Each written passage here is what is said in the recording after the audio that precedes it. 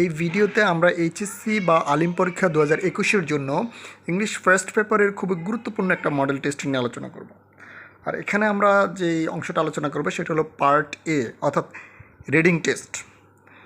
তোমরা জানো নতুন সিলেবাস অনুসারে রিডিং টেস্টে থাকবে 55 মার্কস। মনে রাখবে যে কোনো ফাইনাল পরীক্ষার আগে প্রচুর মডেল টেস্ট এক্সারসাইজ করা খুব ইফেক্টিভ একটা কাজ। এই হলো আমাদের মডেল টেস্ট 1-এর প্যাসেজটা, খেয়াল করো। Question 1, read the passage below and answer the following questions A and B. নিচের প্যাসেজটা পড়ো এবং কোশ্চেন এ এবং বি এর উত্তর দাও। My brothers, I stand before you today with a heart overwhelming with grief. অর্থাৎ ভাইরা আমার, দুঃখ ভরাক্রান্ত নিয়ে হৃদয় নিয়ে আপনাদের সামনে হাজির হয়েছি। বুঝতেই পারছো, 1971 সালের 7 মার্চে বঙ্গবন্ধুর দেওয়া ঐতিহাসিক রেসকোর্স ময়দানে যে ভাষণটা, সেটারই ইংরেজি ট্রান্সলেশন আমাদের যে পাঠ্যবইতে আছে সেখান থেকে প্যাসেজটা নেওয়া হয়েছে। আর তোমরা সবাই জানো 2021 সালের 16 ডিসেম্বর পর্যন্ত কিন্তু মুজিব বর্ষের সময়, আর এই সময়ের ভেতরেই তোমাদের পরীক্ষাটা হবে। এই জন্য আমরা ধরেই নিতে পারি যে 7 মার্চের এই ভাষণ থেকে কোনো না কোনোভাবে কোশ্চেন করা হবে। আশা করি এই প্যাসেজটা তোমাদের অর্থ সহকারে পড়া আছে। তবুও যদি অর্থ বুঝতে কোনো সমস্যা থাকে তোমরা কমেন্ট সেকশনে আমাকে কমেন্ট করে জানাবে, আমি তোমাদেরকে সমাধান দেওয়ার চেষ্টা করব। এখানে আমি শুধু মডেল টেস্টের যে কোশ্চেনগুলো দেওয়া আছে সেগুলো বোঝার জন্য এবং সেগুলো অ্যান্সার করার জন্য যে টার্মগুলো ইম্পর্ট্যান্ট সেগুলো নিয়ে আলোচনা করব। Choose the best answer from the alternatives. বিকল্পগুলো থেকে সবচেয়ে সেরা উত্তরটি বাছাই করো। A, what is the closest meaning of the word deplorable? অর্থাৎ ডিপ্লোরেবল শব্দের অর্থ কী? আমরা জানি ডিপ্লোরেবল অর্থ হচ্ছে শোচনীয়। তাহলে নিচের কোন বিকল্পটি এর অর্থের সাথে মিলে যাচ্ছে আমরা খেয়াল করি। পিটিয়েবল শোচনীয়, এক্সেলেন্ট চমৎকার, প্রেজওয়ার্দি প্রশংসনীয়, ডিজাস্টার দুর্যোগ। তাহলে বোঝা যাচ্ছে deplorable, pitiable. What does the phrase cope with mean? Cope with শব্দের অর্থ কী বা কোপ উইথ বলতে কী বোঝায়? আমরা জানি কোপ উইথ অর্থ হচ্ছে মানিয়ে চলা বা কোনো কিছুর সাথে এঁটে ওঠা, পেরে ওঠা, কোনো কিছুর সাথে সারভাইভ করে থাকা, টিকে ওঠা। তাহলে দেখি অল্টারনেটিভগুলোর কি বলছে। ডিল ইন অর্থাৎ কোনো কিছুর ব্যবসা করা, ডিল আউট বাদ দেওয়া, সারভাইভ টিকে থাকা অর্থাৎ কোনো কিছুর সাথে পেরে ওঠা, ডিল উইথ ব্যবহার করা। তাহলে বোঝা যাচ্ছে কোপ উইথ টিকে থাকা, মোকাবেলা করা, মানিয়ে চলা মানে সারভাইভ করা। Question 3, Bengal's history of 23 years is full of। বাংলার 23 বছরের ইতিহাস ছিল কিসে ভরা? অপারেশন নিপীড়ন বা নির্যাতন, হিউমিলিয়েশন অপমান, ডিপ্রাভেশন বঞ্চনা। আমরা জানি যে পাকিস্তান আমলের 23 বছর কিন্তু নির্যাতন, নিপীড়ন, অপমান, বঞ্চনা এই সবগুলোই কিন্তু ছিল। তাহলে আমাদের অ্যান্সারটা হবে all of the above answers, উপরে সবগুলো উত্তরই correct. D, why did people of Bangladesh express their firm determination? বাংলাদেশের মানুষ তাদের দৃঢ় সংকল্প ব্যক্ত করেছিল কেন? টু রেসপন্ড বঙ্গবন্ধু কলস, বঙ্গবন্ধুর ডাকে সাড়া দিতে। To carry out the struggle, সংগ্রাম চালিয়ে যেতে। To kill Pakistani army, Pakistani আর্মিকে হত্যা করতে। To shut down all mills and factories, সব মিল কারখানা বন্ধ করে দিতে। অ্যান্সারটা হবে to carry out the struggle, সংগ্রাম চালিয়ে যেতে। ক্যারি আউটও তো চালিয়ে যাওয়া। The speaker Bangabandhu Sheikh Mujibur Rahman showed all dash attitude towards the Pakistani rulers। Bangabandhu Sheikh Mujibur Rahman Pakistani শাসকদের প্রতি সব ধরনের ড্যাশ অ্যাটিটিউড অর্থাৎ কী ধরনের অ্যাটিটিউড তিনি দেখিয়েছিলেন, কী ধরনের আচরণ করেছিলেন তাদের প্রতি? অ্যাডামেন্ট অনমনীয়, নেগলিজেন্ট অবহেলিত, অ্যারিস্টোক্রেটিক খুব দাম্ভিক, কম্প্রোমাইজিং আপোষের। আমরা জানি বঙ্গবন্ধু শেখ মুজিবুর রহমান খুব আপোষের আচরণ করেছিলেন তাদের সাথে। তাহলে আমাদের অ্যান্সারটা হবে compromising. F, the speaker had the majority. বক্তার সংখ্যাগরিষ্ঠতা ছিল, but he wanted to have a dash with the Pakistani ruler, কিন্তু তিনি পাকিস্তানি শাসকদের সাথে কী চেয়েছিলেন? ফ্রেন্ডলি অ্যাটমসফিয়ার, বন্ধুত্বপূর্ণ সম্পর্ক। ফ্রুটফুল ডিসকাশন, ফলপ্রসূ আলোচনা। পলিটিক্যাল এনকাউন্টার, রাজনৈতিক এনকাউন্টার। সিক্রেট মিটিং, গোপন বৈঠক। আমরা জানি বঙ্গবন্ধু শেখ মুজিবুর রহমান চেয়েছিলেন পাকিস্তানিদের সাথে একটা ফলপ্রসূ ডিসকাশন, অর্থাৎ ফ্রুটফুল ডিসকাশন, ফলপ্রসূ আলোচনা। তাহলে অ্যান্সারটা হবে fruitful discussion. Question G, when we launched the 6-point movement, our voices were shifted on dash. যখন আমরা 6 দফা দাবি পেশ করেছিলাম তখন আমাদের ছেলেদের হত্যা করা হয়েছিল অন ড্যাশ, কত তারিখে? এই অ্যান্সারটা দেখার জন্য তোমরা সরাসরি তোমাদের প্যাসেজটায় চলে যাবো, সেখানে আমি নিচে এটার স্ক্রিনশট দিয়েছি, দেখো। 6-point movement, our boys were shot dead on 7 June. তাহলে আমাদের অ্যান্সারটা হবে 7th জুন, 7ই June. Question 8, why did President Yahya not listen to Sheikh Mujibur Rahman? President Yahya Khan কেন শেখ মুজিবুর রহমানের কথা শুনলেন না? Because he did not like Sheikh Mujib, কারণ তিনি শেখ মুজিবকে পছন্দ করতেন না। Because he wanted to make Bhutto president, কারণ সে ভুট্টোকে প্রেসিডেন্ট করতে চেয়েছিলেন।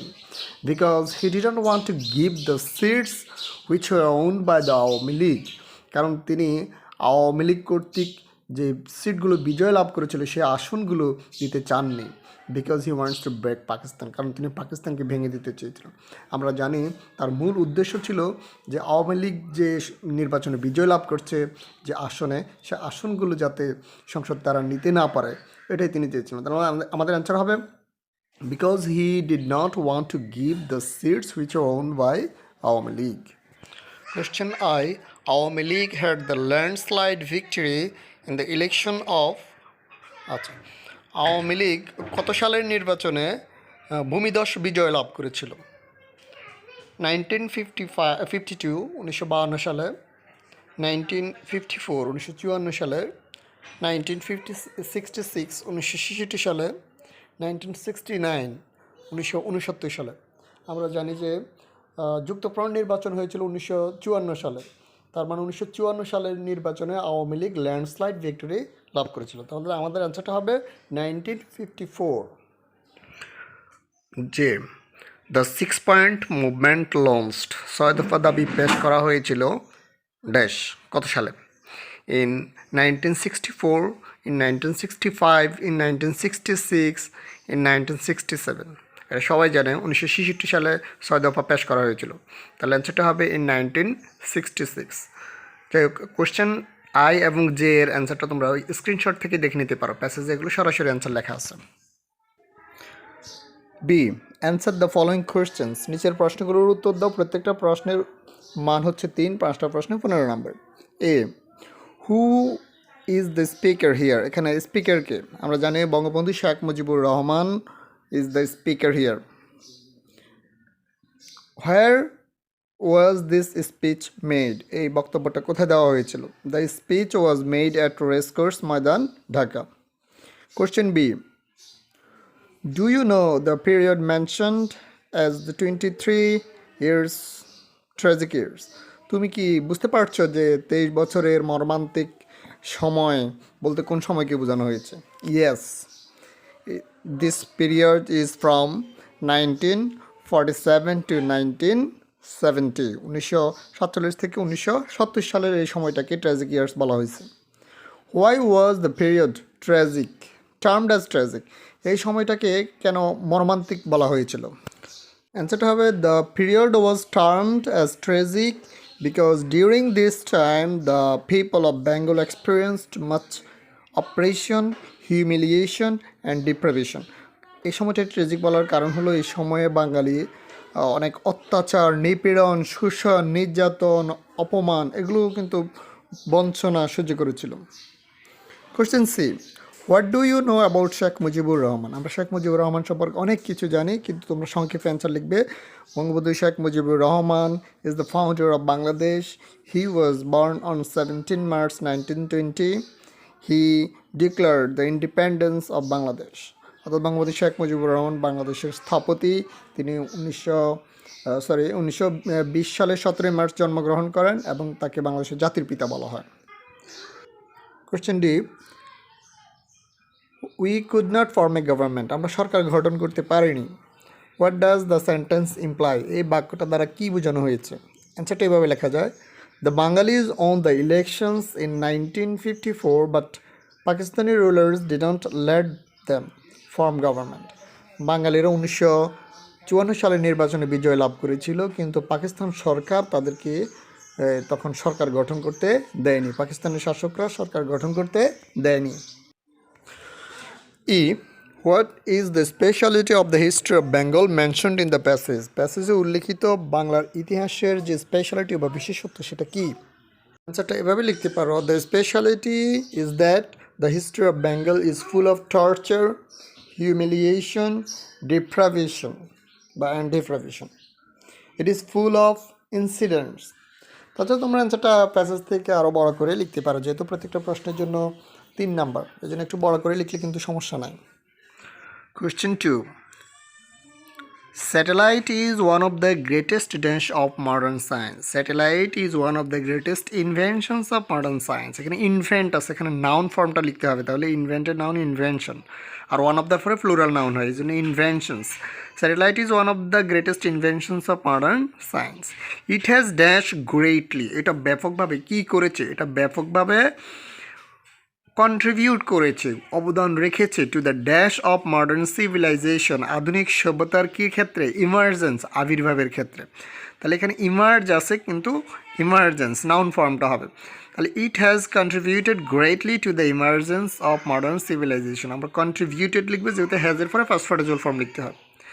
দেন a satellite is a man made device, satellite হচ্ছে মানুষের তৈরি একটা যন্ত্র, which is dash to the outer space, যা মহাশূন্যে পাঠানো হয়, তাহলে পাঠানো ইংরেজি হলো স্যান্ড, আর এখানে প্যাসিভ ভয়েস ইজ এর পরে past participle form, which is sent, যা পাঠানো হয় to the outer space. It moves around the earth, এটা পৃথিবীর চারপাশে ঘোরে, অ্যান্ড এক্সপ্লোরস, এবং আবিষ্কার করে the dash of space outside the earth, পৃথিবীর বাহিরের মহাশূন্যের যেই মিস্টারি বা রহস্য সেটা কী করে আবিষ্কার করে, তাহলে অ্যান্সারটা হবে কি মিস্টারি বা mysteries, mystery of outer space. They are different types of satellite, বিভিন্ন ধরনের স্যাটেলাইট রয়েছে বা উপগ্রহ রয়েছে, and each of them dash a specific purpose, আর প্রত্যেকটাই একটা বিশেষ উদ্দেশ্য কী করে সার্ভ করে, বিশেষ উদ্দেশ্য পরিবেশন করে, তাহলে সার্ভস হবে অ্যান্সারটা। ইচ অফ দ্যাম সার্ভস, যেহেতু ইচ আছে এই জন্য সিঙ্গুলার সাবজেক্ট হবে, বারবার শেষে আসবে যুক্ত হবে, serves a special purpose. A satellite sends us important information, satellite আমাদের গুরুত্বপূর্ণ তথ্য দেয় ড্যাশ ওয়েদার কন্ডিশনস, আবহাওয়ার অবস্থা সম্পর্কে, সম্পর্কে মানে রিগার্ডিং, এখানে রিগার্ড আছে আইনে যুক্ত করে লিখবা রিগার্ডিং, এটা একটা প্রিপোজিশনের মতো কাজ করবে, regarding weather conditions. It helps an aeroplane to dash its path, এটা একটা অ্যারোপ্লেনকে সাহায্য করে এটার পথ খুঁজে নিতে, খুঁজে নেওয়া, বের করা, আইডেন্টিফাই, তাহলে to identify it's path. An astronomical satellite monitors dash of stars in the outer space. অর্থাৎ জ্যোতির্বিদদের যে স্যাটেলাইট, সেই স্যাটেলাইটটা মনিটর করে আউটার স্পেসে যে স্টার বা তারকা আছে তাদের গতিবিধি অর্থাৎ চলাফেরা। এখানে মুভ আছে, নাউন ফর্ম লিখতে হবে, movement of stars in the outer space. And telecommunication satellite, আর একটা যোগাযোগ উপগ্রহ, হেল্পস আস, আমাদেরকে সাহায্য করে to dash an international phone call, একটা আন্তর্জাতিক ফোন কল করতে, করা ইংরাজি মেক, তাহলে to make an international phone call. Question 3, fill in the blanks with appropriate words. 21st February is a dash day in the history of Bangladesh. 21শে ফেব্রুয়ারি বাংলাদেশের ইতিহাসে একটা dash দিন, কী দিন, স্মরণীয় দিন, তাহলে is a memorable day in the history of Bangladesh. On this day, এই দিনে দ্য পিপল অফ বাংলাদেশ, বাংলাদেশের মানুষ ড্যাশ ডাউন দেয়ার লাইফস, তাদের জীবন কী করেছিল, উৎসর্গ করেছিল, উৎসর্গ করা ইংরেজি হচ্ছে লে ডাউন, পাস্ট টেন্স হলে laid down, LAID, laid down their lives for the dash of their mother tongue, তাদের মাতৃভাষার কারণে, মাতৃভাষার জন্য, তাহলে ফর দ্য কজ অফ, জন্য বা কারণে, for the cause of their mother tongue.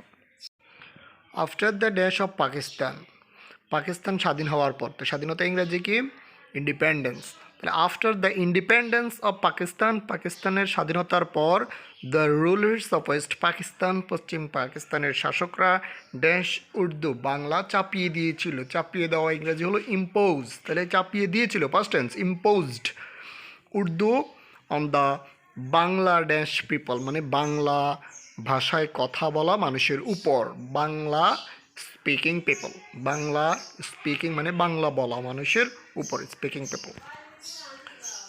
They try to make Urdu as the only state dash of Pakistan, তারা পাকিস্তানের একমাত্র রাষ্ট্রভাষা হিসেবে উর্দুকে চাপিয়ে দেওয়ার চেষ্টা করেছিল। তাহলে অনলি স্টেট ল্যাঙ্গুয়েজ, একমাত্র রাষ্ট্র ভাষা, স্টেট ল্যাঙ্গুয়েজ রাষ্ট্র ভাষা of Pakistan. But the students and people of Bangla demanded that, কিন্তু বাংলাদেশের ছাত্র জনতা দাবি করলো যে Bangla should be dash language, Bangla হওয়া উচিত রাষ্ট্রভাষা, বাংলা রাষ্ট্রভাষা হবে, should be dash language state language, যেহেতু as dash of the people অধিকাংশ মানুষ, তাহলে মোস্ট অফ দ্য পিপল অথবা মেজরিটি অফ দ্য পিপল সংখ্যাগরিষ্ঠ মানুষ, ইন ইস্ট পাকিস্তান পশ্চিম পাকিস্তানের সংখ্যাগরিষ্ঠ মানুষ ড্যাশ ইন বাংলা, বাংলায় কথা বলে, স্পিক ইন বাংলা, বাংলায় কথা বলে। Question number 4, rearrange the following sentences to make a coherent order, নিচের এলোমেলো বাক্যগুলোকে সাজিয়ে অর্থাৎ একটা ক্রম অনুসারে সাজাও। তো এই রিঅ্যারেঞ্জটা তোমরা করার আগে আমি তোমাদের জন্য একটা শর্টকাট গল্প সাজিয়েছি, গল্পটা একটু খেয়াল করো, নিচে আসো। নেকলেস হারালো, তার মানে একজন ধনী ব্যক্তি তার একটা নেকলেস হারিয়ে ফেললো, তো সচরাচর হারিয়ে গেল যেহেতু ঘরের মধ্যে, সে চাকরদের সন্দেহ করলো, তারপর সে চাকরদের ডেকে জিজ্ঞেস করলো, কিন্তু কেউ নেকলেস নিয়েছে বলে স্বীকার করলো না। ফলে মালিক কী করলো, কোর্টে একটা কমপ্লেন করলো, কিন্তু কোর্ট তাদের যখন তলব করলো, কোর্টে গিয়েও তারা কিন্তু সেটা অস্বীকার করলো। এবার কিভাবে চোরটা ধরতে হবে সেই জন্য বিচারক একটা প্ল্যান চক করলো, অর্থাৎ একটা পরিকল্পনা করলো। তিনি সবাইকে একটি করে সমান মাপের লাঠি দিলেন এবং বললেন যে একটা লাঠি কিন্তু এখান থেকে 1 ইঞ্চি বড় হয়ে যাবে। পরের দিন যখন চোর কী করলো, কোর্টে আবার আসলো, তখন সে তার আগে থেকেই তার কাঠিটা 1 ইঞ্চি কেটে নিল, সুতরাং অন্যরা কিন্তু কাটেনি, যেহেতু চোর ভেবেছিল যে আমি যেহেতু চুরি করছি আমারটা 1 ইঞ্চি বেড়ে যাবে, এই জন্য সে নিজে কেটে ফেললো। আসলে কিন্তু কারোর কাঠি কিন্তু বাড়াবে না, এই জন্য চোর এভাবে ধরা পড়লো। পরীক্ষায় তোমরা প্রথমে অ্যান্সারের যে সিরিয়ালটা দিলাম সেটা ঠিক এভাবে দিবে, তারপর কোনো ধরনের সংখ্যা উল্লেখ না করে প্যারাগ্রাফ আকারে পুরো স্টোরিটা লিখবে। আমরা পুরো স্টোরিটাই এখন সাজিয়ে ইংরেজিতে পড়ে দেখো। প্রথমে C, once a gold necklace was lost from a rich man's house, then I. Naturally, it was suspected that one of the servants had stolen the necklace. A. All the servants were called and interrogated. F. But nobody confessed their guilt. Z. So the owner of the house lodged a complaint in the court. D. The servants were summoned to the court, but they denied having stolen the necklace. B. In order to find out the thief, the judge chalked an intelligent plan. Z. He gave each of the servants a stick of equal length and said that one of the sticks would increase by an inch the next day. E. When the servants came to the court the next day, the thief had already cut off an inch of his stick. H. The judge found one of the sticks shorter than the others, and in this way he could easily catch the thief. এই ছিল আমাদের model test 1-এর reading part. ভিডিওটি কেমন লাগলো অবশ্যই জানাবে, আর ভিডিওটি শেষ পর্যন্ত দেখার জন্য সবাইকে অসংখ্য ধন্যবাদ। সবাই ভালো থাকবে।